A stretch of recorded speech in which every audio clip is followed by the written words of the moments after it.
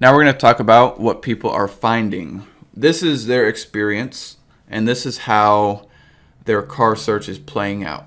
So one, they are dealing with shady sellers and scams.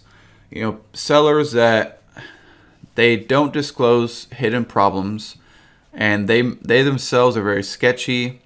They're trying to screw someone over, and they know it. We all know that person, and if you're that person, stop it.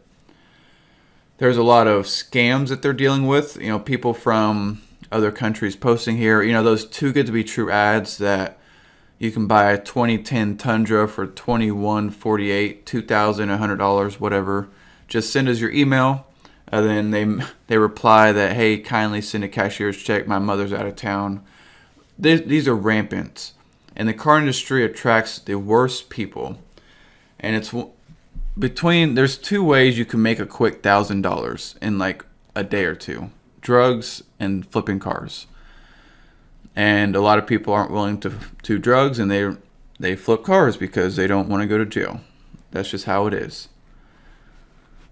So the good news is, people, when they come to you and compare you to all these other guys, you're going to be a lot better professional. They're going to trust you way more than them. And another thing people are dealing with is title and registration problems. People not disclosing salvage rebuilt titles, people not knowing what to look for on a rebuilt title. Some sellers have no titles. Of course, there's open titles that some people are, they will not buy an open title because, there's so much risk involved, and there is. Some titles have liens and they don't know it, or they don't have a lien release with the title. There's a lot of people who are selling for a friend or family member. And I've heard of a ton of stories of people, buying a car from a person who didn't have authority to sell a car. And those are just situations that are not good for anybody. But this is what they're dealing with. And they're also dealing with shitty sellers. And this isn't, shady sellers. These are just people that suck. Whether it's an individual or even a dealer, people that don't respond, they're flaky, they're unprofessional.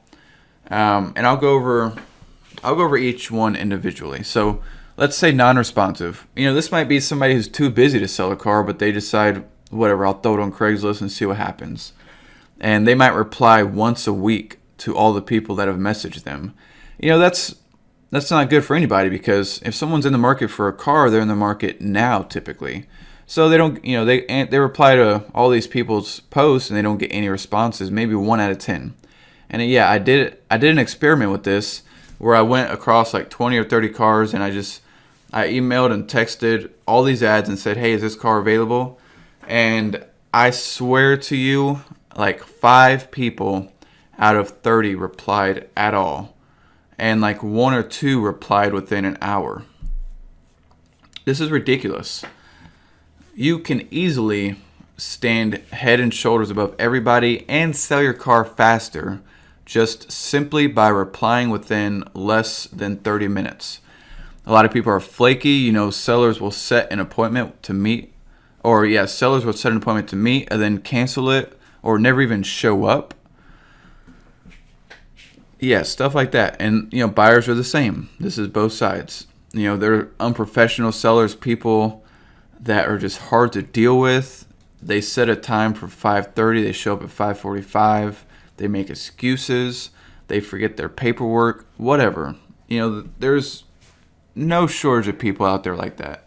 And then you've got scared sellers. These are like say a single woman selling a car on Craigslist. She's scared to meet anyone, so she's just constantly like, oh, should I do this? Should I not? No, I'm just going to trade it in. Okay, I'll try to sell it. Well, I don't want to meet there.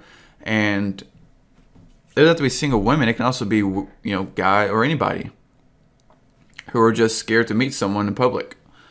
Whether they're, had a bad experience before or whatever.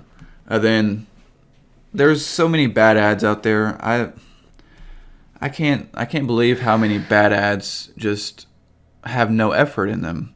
You know what I'm talking about. You see an ad with pictures that have like half of the car showing, or it's sideways or diagonal or upside down, and there's no description, there's no information. I'll give you, just simply by posting 15 to 20 pictures and writing a description that is more than a paragraph and includes all information about the vehicle.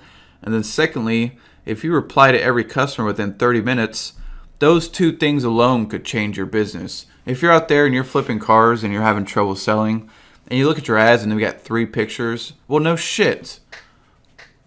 Put 15, 20 pictures on that. And don't make an excuse.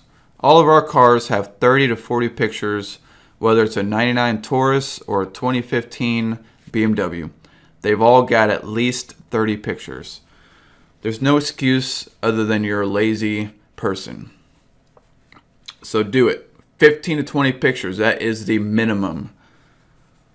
Write a description that discloses and has all information, and you alone, by doing those things, will sell your cars faster and get more money out of them. And reply to people within 30 minutes, an hour at most.